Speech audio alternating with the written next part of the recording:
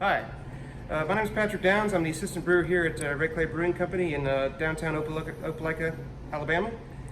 And I'm about to take you on a tour of our facility here.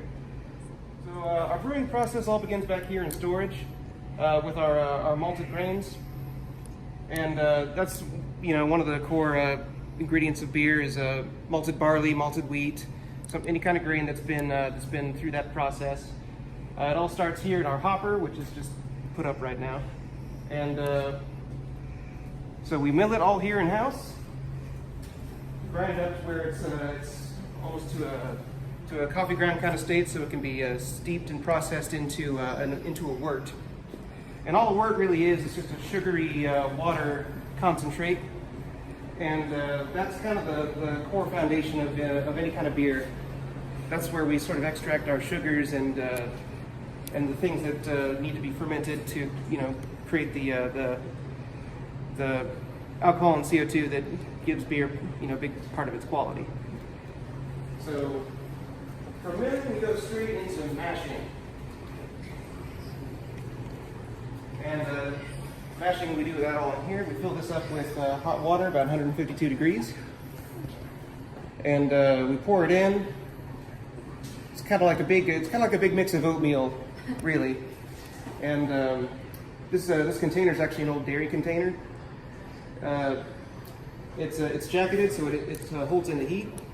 And two of our owners, John and Carrie, actually got this from I believe it was a dairy farmer in Wisconsin. He had this in his barn, and he said, "Hey, if you can move it, you can have it." So they moved it. And we let it kind of steep in this container for about an hour, depending on the recipe. And then after that, we have our wort, which is just the sugary water, like I said. And that gets transferred over into our kettle. Now, the kettle is where we actually boil it, and we boil it in order to help it it helps kind of concentrate the sugars. And this is when we add our hops, which are the other vital ingredient to beer. So, the grains, the hops, water, and then finally yeast. Those are just the four core things that make up any beer. If you don't have one of those things, it's not beer. I don't know what it is, but it's not beer. What are some of the other things you would add to a particular beer? Well, for instance, there's our sweet potato brown ale. We'll throw, we get locally made sweet potatoes from the local farmer's market.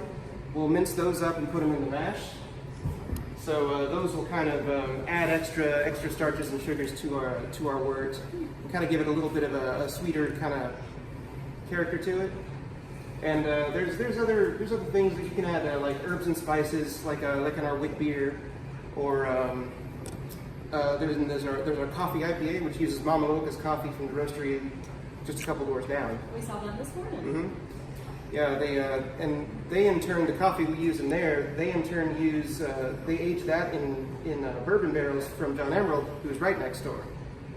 So we all kind of borrow from each other and then kind of make something really unique and local, just to right here in downtown in Opelika. Cool. Yeah. So once this is done, that'll go through our chiller to bring it down to about room temperature. How does that work? Well, here I go. So the chiller is hooked up to a system outside that holds antifreeze, and that keeps antifreeze really cool.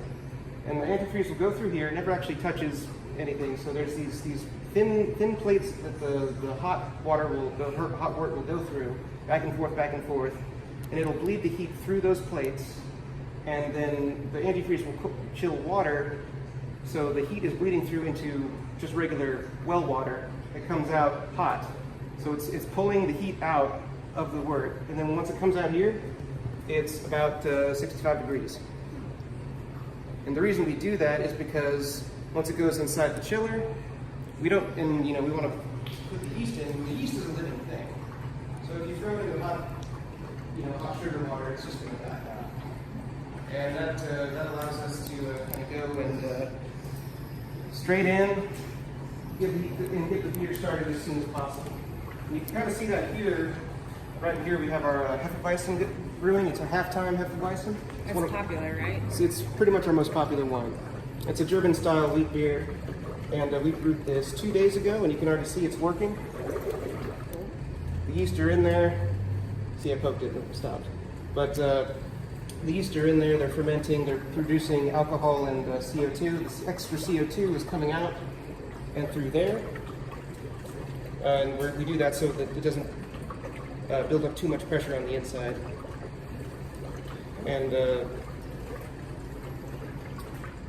in about 2 or 3 weeks, that'll be about ready for carbonation and serving. So this, how much does this produce in cans or 6-packs, or what most people would think about in relation to?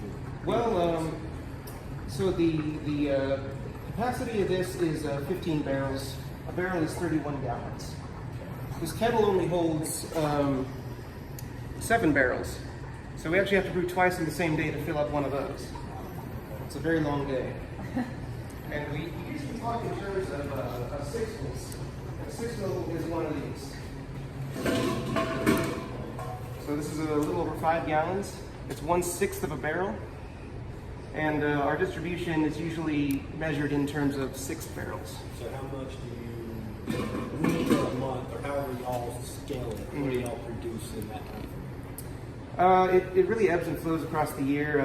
Demand is higher kind of in spring and summer, and then it kind of it just kind of changes and comes and goes. So there's really not a consistent thing. I could say maybe we brew once a week on average, but sometimes we brew 2 or 3 times a week, and then sometimes we go a couple weeks without brewing at all. Your peak, what's your peak? Like your crazy busy time? Mm-hmm. I think 3 brew days in a week would be pretty intensive. It's also kind of staggered because these things take so much time to get ready. I think the maximum turnaround time for a beer might be about 2 weeks, but a more safe bet for the quality of the product would be more about 4 weeks. So do people have to like keep up, like you know how like certain style businesses, restaurant style stuff like that, you have to keep up with it all night? Is there somebody in here having to check stuff, or can it be shut down for late night type stuff, or is this a 24/7 thing somebody's checking on? We usually need somebody here at least checking on things at any given time. In terms of tap room, we're open about 5 days a week. That's more the tap room side of things. In terms of production, like I said, it does vary. Right now, all of our vessels are full, so we're kind of stuck until one of these gets bought up and contained and sent out the door. Drink up. Cool. Drink up. There you go. Maybe Hopefully. Super Bowl. Yeah. Football coming, national championships. So what are your hours here? What days of the week are you open? Open? We're open from Tuesday to Saturday. Tuesday to Friday we open at 4, and we're open until midnight or just whenever business peters out. On Saturdays we're open from 12 until midnight or later. And my hours, I'm usually here until about we open, just maintaining things and getting things ready and that kind of thing. Well, thanks, Patrick, for your time and letting us come in and seeing the backside of things. Welcome, yeah. Do you have any other questions? Got any more questions? Not yet. Okay. Awesome. Okay, Good. thank you.